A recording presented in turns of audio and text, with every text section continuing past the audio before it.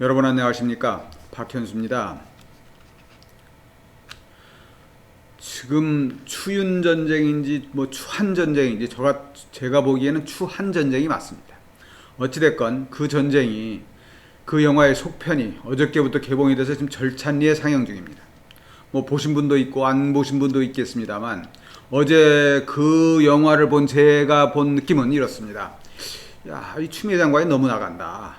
이거 뭔가 좀 속셈이 있는 거 아니냐. 이거 좀 심하다. 이런 생각을 했습니다. 제가 심하다고 보는 이유는 이런 겁니다. 첫째는 어찌됐건 검찰총장은 준사법부인 검찰의 수장입니다. 그 수장을 징계 청구한 것도 유사일의 처음입니다. 직무에서 배제한 것 역시 1948년 대한민국 정부가 수립된 이후에 처음 있는 일일 뿐입니다. 이런 엄청난 일을 추미애 장관이 눈도 깜짝하지 않고 저질렀습니다. 물론 그런 일을 저지르면서 국민들한테 몇 가지 새롭게 알려준 사실도 있습니다. 물론 알고 있었던 것이긴 합니다만, 첫째는 검찰청이 세간의 인식과는 다르게 법무부의 외청일 뿐이지 별도로 독립된 기관은 아니었다는 새삼스러운 사실입니다. 총장은 장관의 부하가 아니라고 주장했지만 법무부 장관이 총장의 상급자인 건 틀림없다는 사실도 분명하게 알려졌습니다. 또 하나는 검찰은 사법부인 것처럼 행세하지만 사실상 사법부는 아니었다. 준사법부일 뿐이었다. 즉 행정부의 여러 개 외청 중에 하나였다. 이런 사실들을 새삼스럽게 알려졌습니다. 또 2년 임기가 보장된, 그래서 겨우 1년밖에 지나지 않은 검찰총장의 힘이 정말 우리는 무소불위처럼 생각하지 않았습니까? 마음 먹으면 무엇이든 수사하고 무엇이든 해치우고 그런 어마어마한 자리로 알았는데 이게 의외로 좀 별 볼 일 없다. 저는 이런 생각도 했습니다. 또 총장과 장관이 다투면서 총장이 장관의 결정에 불복해서 법적 대응을 하겠다고 나선 것도 유사일의 처음입니다. 이런 새로운 일들이 어저께 너무 많이 일어났습니다. 참 대단하지 않습니까? 저 추장관 참 너무 똑똑해서 용감한 건지 무식해서 용감한 건지 그건 잘 모르겠습니다만 아무튼 대단한 사람이다. 그런 생각을 했습니다. 그런데 말입니다, 여러분. 추미애 장관 어찌됐건 똑똑한 사람입니다. 그런 사람이 어제 오후에 윤석열 검찰총장을 직무 배제 시키고 검사징계위원회에 회부하겠다고 이야기했습니다. 분명히 너무 나갔습니다. 이런 식으로 검찰권을 흔들어 버리면 검찰의 정치적 중립성이나 수사의 독립성을 기대하기가 어려워집니다. 이건 분명히 잘못된 겁니다. 근데 그 잘못됐다는 것을 알면서도 추 장관은 이 일을 강행했습니다. 자, 그러면 여기서 저는 이런 의문이 들었습니다. 이건 뭘까? 뭔가 계획된 잘못이 아닐까? 무엇을 위해서 계획했는지 그건 잘 모르겠습니다만 그건 천천히 생각을 해봐야 되겠죠. 어쨌건 철저하게 계산된 시나리오에 의해서 윤석열 총장을 코너로 몰아붙이고 있다. 또 여기에 대한 윤 총장의 대응도 만만치 않습니다. 법적 대응을 하겠다. 이렇게 나섰습니다. 즉 법원에 제소하겠다는 거죠. 아마 이번 주 내에 직무 배제 금지 가처분 신청을 할지도 모르겠습니다. 이번 주 내에 아니면 늦어도 다음 주 초에는 그게 청구가 될 거고요.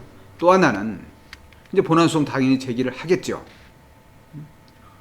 장관의 직무 배제는 위법 부당함으로 취소되어야 마땅하다. 이런 식으로 주문을 짜서 청구를 할 겁니다.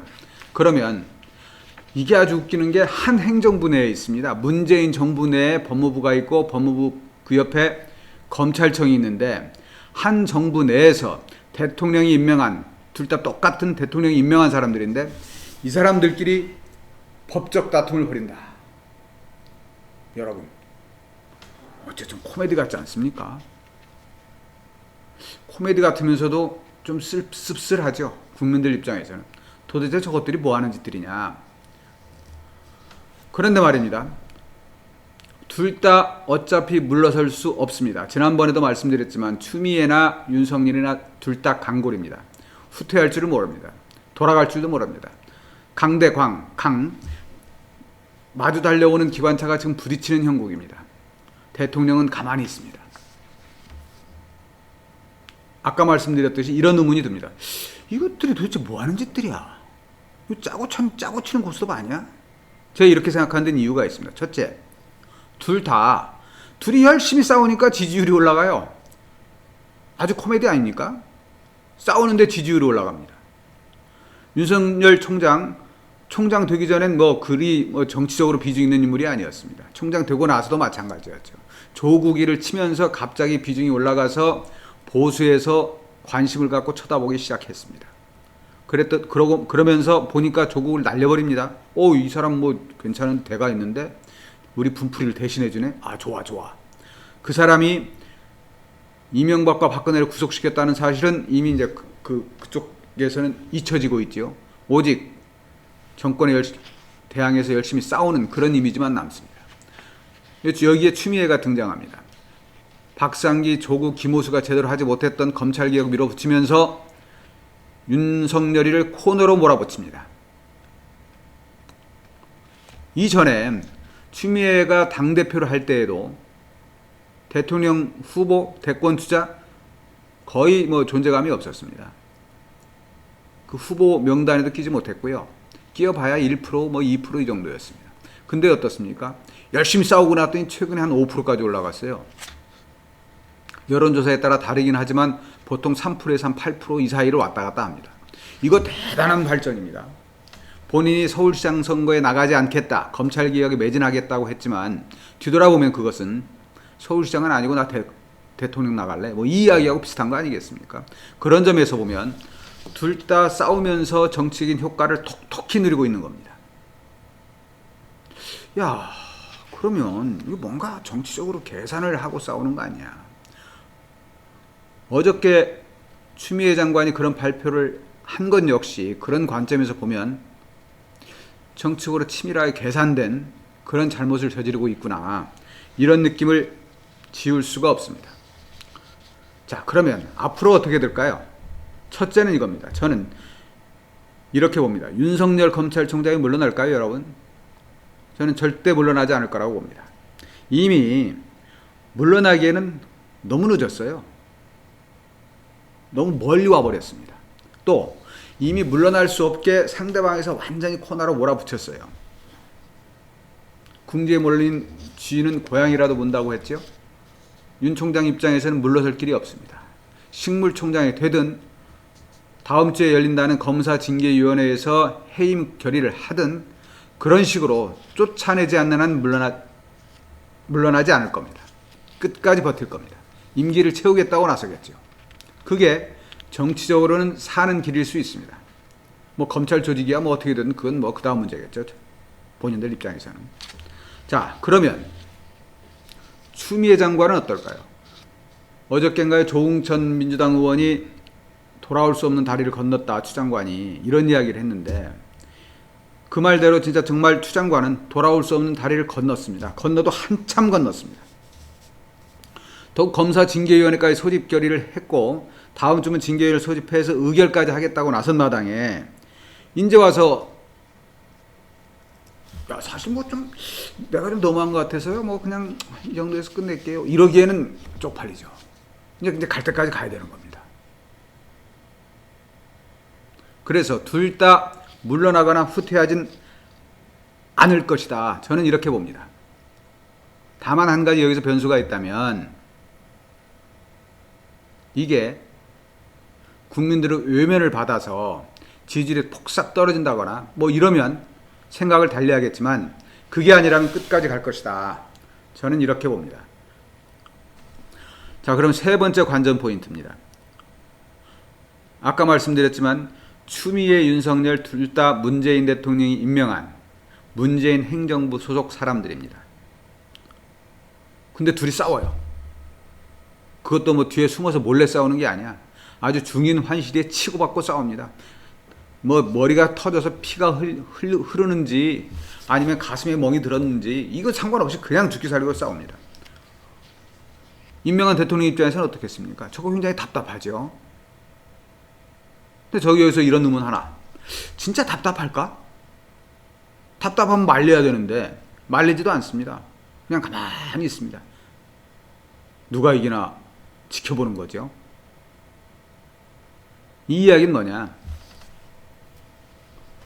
역시 정치적인 이야기인데 정치적으로 크게 손해보는 게임은 아니다라고 판단할 수도 있었다는 겁니다. 저는 문재인 대통령이 쉽게 나서진 않을 것이라고 봅니다. 끝까지 가서 여론이 완전히 한쪽으로 기울어버린다든지 그러면 그때 정리를 하려고 하겠죠. 그런데 여론은 한쪽으로 기울지 않을 겁니다. 양측이 평행선을 달릴 겁니다. 왜? 보수 쪽에서는 윤석열을 지원하고 있고 진보 쪽에서는 추미애를 지원하고 있습니다. 양쪽의 세력이 지금은 뭐 진보가 좀 앞서는 것 같지만 거의 양쪽의 세력이 비슷비슷합니다. 정치학이나 조직론에서 보면 334 법칙이라는 게 있습니다. 보수 3, 진보 3, 중도 4 혹은 343 법칙이라는 것도 있습니다. 진보 3, 보수 4, 중도 3. 결국 관건은 이 3이나 40%를 차지하는 중도가 어느 쪽으로 기우느냐인데 중도 입장에서는 아유 짜증나요. 이것들 뭐 하는 짓들이야. 응? 쪽팔려 죽겠네. 실증나는 겁니다. 그래 쳐다보기도 싫어. 저것들 하는 꼬라지가. 그래 관심을 안 두죠. 외면하죠. 그러는 동안 싸움은 계속될 겁니다. 결국 이런 꼬라지가 계속되면 국민들만 힘들어지고 국격은 엉망이 되겠죠. 해외에서 보면 이게 해외 토픽감이야. 어떻게 장관하고 총장하고 싸워. 그것도 중인 환실이야. 야 나와 한판 붙어. 이게 무슨 애들 동네에서 동네 골목 싸움 하는 것도 아니고 말이죠. 아주 쪽팔린 일을 지금 하고 있는 겁니다. 참 아이러니한 거는 이 쪽팔린 싸움이 정치적으로 이용되고 있고 그것이 지지율 상승에 도움을 주고 있다는 게 더 웃기는 거죠. 그걸 바라보는 국민들 역시 참 답답하고 한심하겠지만 어찌됐건 이 싸움은 앞으로도 상당 기간 계속될 것이다. 법원에서 윤석열 총장이 본안소송 전에 가처분 신청을 제기하면 아마 가처분 신청은 받아들일 가능성이 많다고 봅니다. 일반적으로 가처분 신청은 상당히 법원에서 받아들이는 확률이 높거든요. 그걸 봤을 때 가처분 신청을 받아들일 확률은 굉장히 높은데 그렇다고 해서 싸움이 끝나진 않을 것이다. 이 싸움은 앞으로도 계속된다. 아마 내년 총장 임기가 끝날 때까지 계속 갈 것이다.